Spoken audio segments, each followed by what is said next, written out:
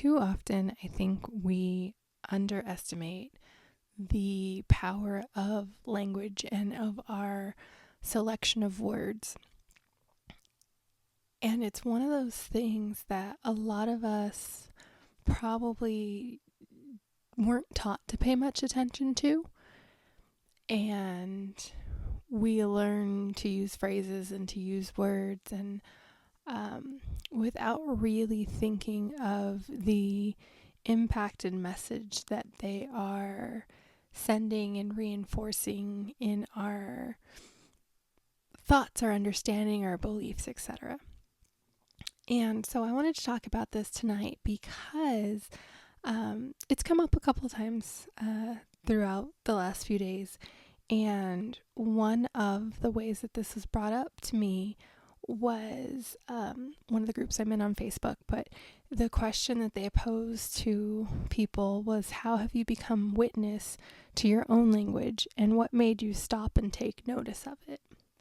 And for me, what really made me stop and take notice of it was actually one of my mentors. Whenever I was doing an energy healing apprenticeship, at one point in time, she banned the word try from our group. Like, you just can't say it. So anytime anyone said it, like, the entire class would stop and like look at you and be like, what? And wait for that person to rephrase whatever it was they were seeking to express. So that carried on like outside of the, container itself. And so just like for, after about a month of not using the word try, interesting things started to happen, right?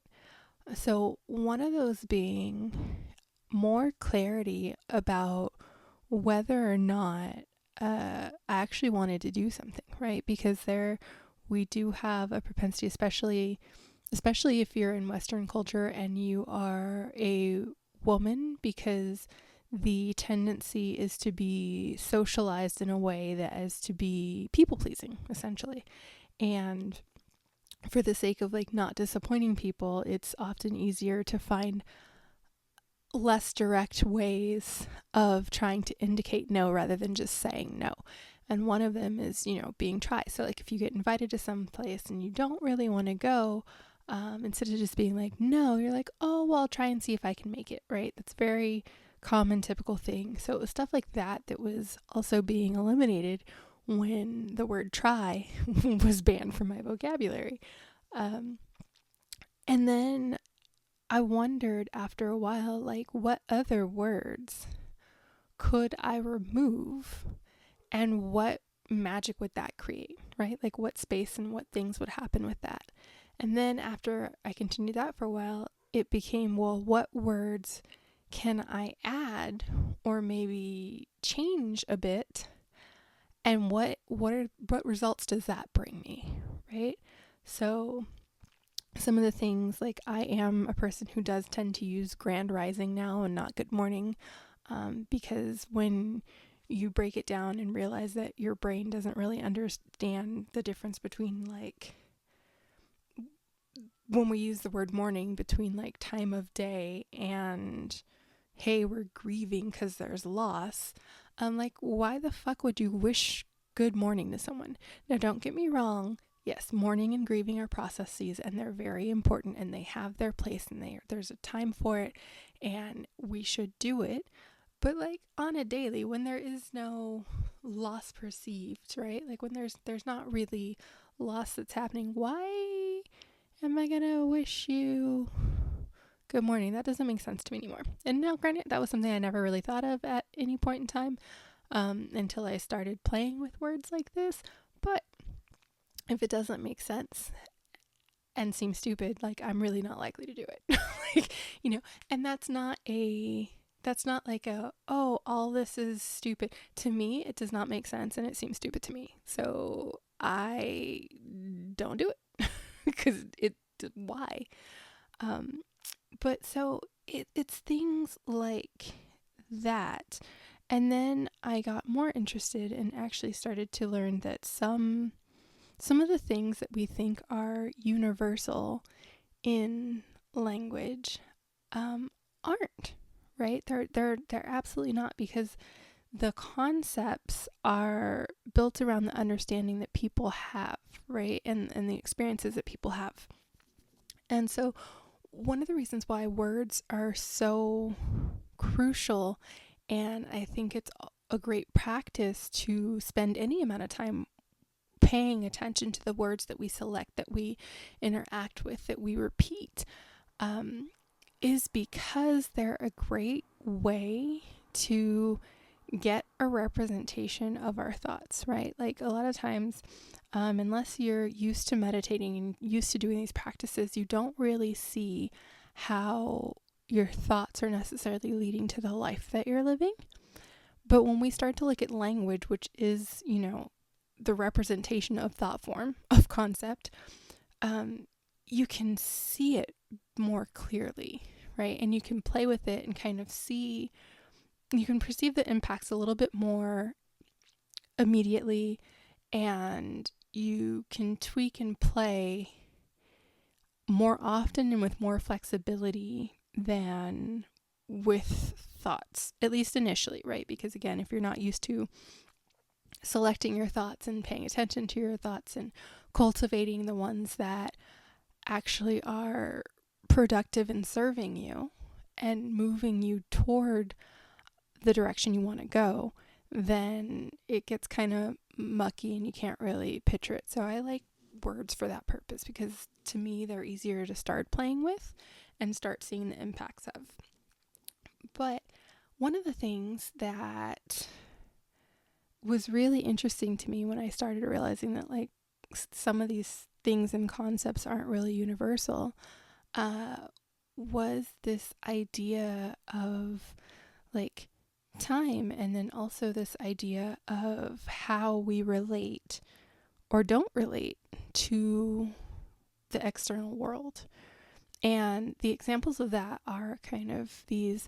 So for, I grew up in the US, so everything, when we say time, like there is a specific time given. It's not really like, oh yeah, like in the morning, like whenever. Like no, there's a specific, like it's 11 o'clock in the morning, 8 o'clock in the morning, whatever. There's a specific time.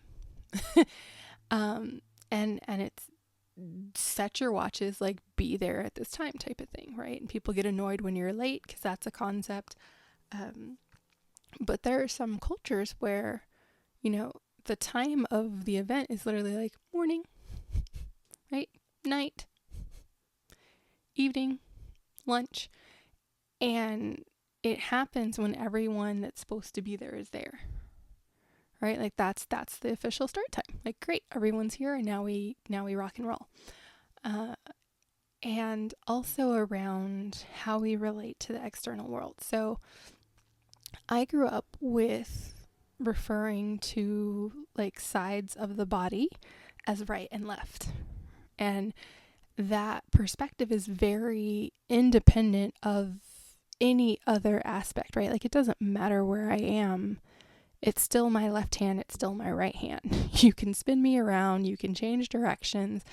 You can move me however. It's still my left hand and my right hand. And that doesn't change. But there are cultures where they don't actually refer to the spaces in the body with right and left, right? But it's more of a directional. So it'll be your southeast foot because that's where your foot is.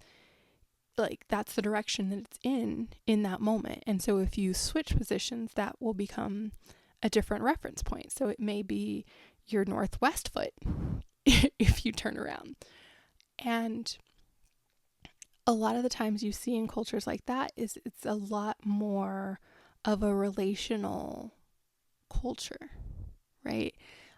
You exist in relation to something always. It's not just you. Like you're not something that's separated out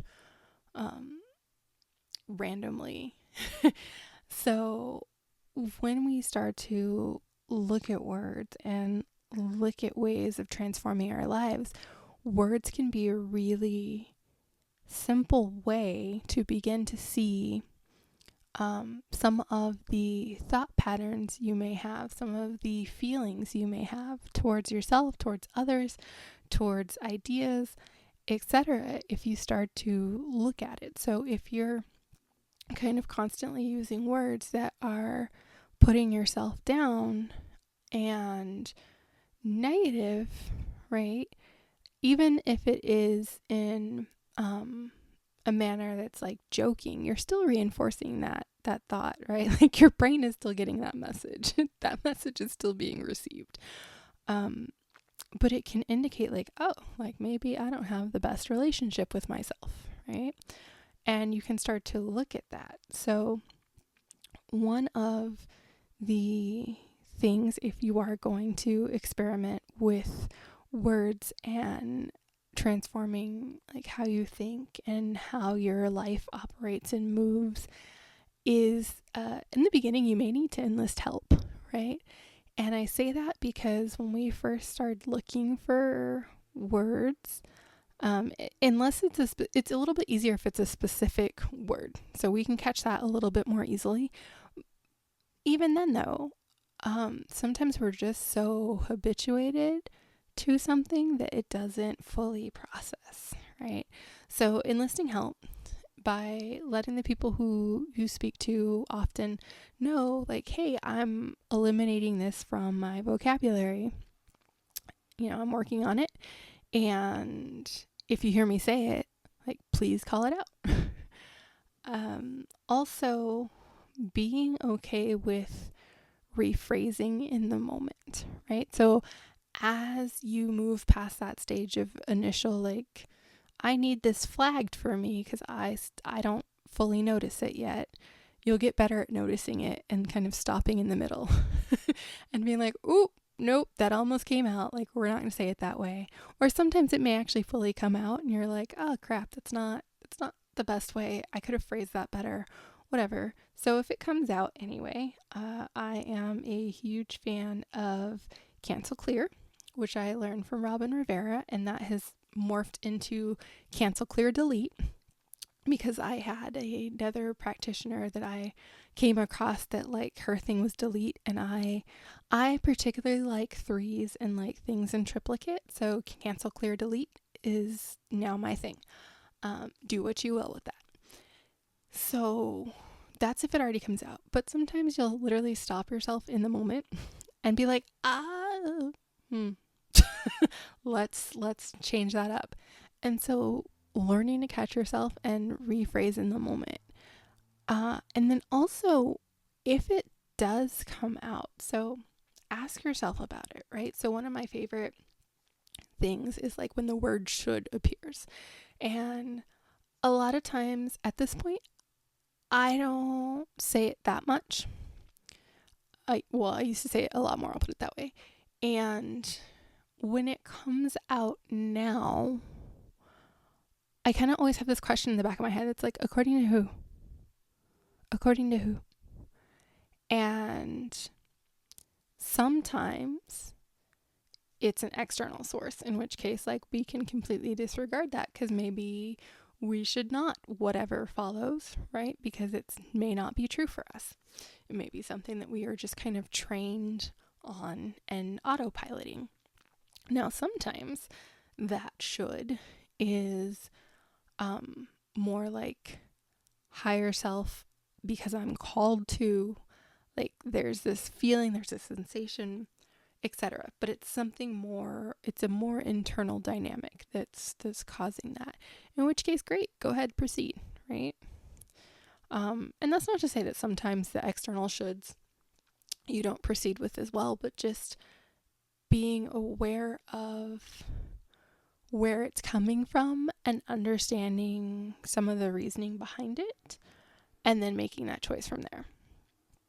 So those are kind of the 3 tips that I would say for starting, is to enlist help so that you have people that will, like, flag whatever word or words or phrases you're eliminating from your vocabulary.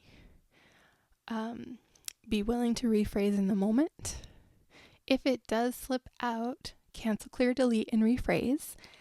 If you don't know what the rephrase is yet, ask yourself about the statement that just came out your mouth, right? Ask yourself about it. And those would be my top tips. Also, remember, like, we can add in things. So, one of the more powerful experiences I've had with adding in was, actually still is, especially when I'm helping people that are newer at being empaths or still in that kind of disempowered empath phase, is to, instead of claiming an emotion, and what I mean by that would be like, I am angry, right? Cancel, clear, delete, because that's not what I'm feeling. That's not what we're putting out there. To instead be, I am feeling anger, right? And I want you to notice the subtle difference, right? Like, one is literally, I am, and you are trying to create something to do with your being, with who you are. You're attaching it to you, and it's permanent. Versus I am feeling, right? Or like, I feel, which is temporary. It's open to change. It's not indicative of who you are, right? There's more distance there. And what happens in that more distance is that a lot of the empaths, like, you give your brain that split second to be like, well, where is it coming from? Versus if you just lay claim, like, you've just decided this is who you are, this is what's happening, it's part of you, and now it's part of you, and you can't figure out, like, why. You're like, you're just feeling it, and you're just experiencing it, and this is your lived experience now, right? Whereas opposed to with that more room, you can see, like, is it even yours to address? Because maybe you're just picking it up from somebody else in the room. So feel free to add words, to change words, to remove words, but play with your vocabulary and play with, like, some of the origins of these words. And now, yes, I do believe that meanings can change. I do believe that change is possible, right? So it's not always necessary to maybe not use a word because of its historical meaning, because the meaning now has changed, right? It may be, it may not be, and you're going to have to feel into that. And I feel into it all the time, right? Because sometimes there are words that what it means now is different, but it's had thousands of years and lots of repeating and amplification and strengthening energetically of people using it the old way, right? And I then get to decide, like, is it so potent that I would rather not work with that word at all? Or at least limit how much I work with that word, right? Because it's not the energy, it's not the frequency, it's not the vibration I'm calling it. Or is it something that I now need to work with in this new meaning to help shift things with it, right? Like, where do I fall in this with this word? And I think we all should do this with words, right? I'm not saying, like, go carte blanche and just, like, oh, remove the word because someone told you to remove it, right? Play with it, explore. Like, if you hear something that, like, maybe you shouldn't say, like, ask the person why, or find out why. Sit with that for a while, and then see, like, maybe you do go ahead and remove it for, like, a few weeks. Like, is there a change? Is there not a change? And do you like that change if there's a change? Because not all change results in this positive state, right? So that's what I'll leave you with for tonight. I hope you have a wonderful rest of your evening. Talk to you soon. Bye, guys.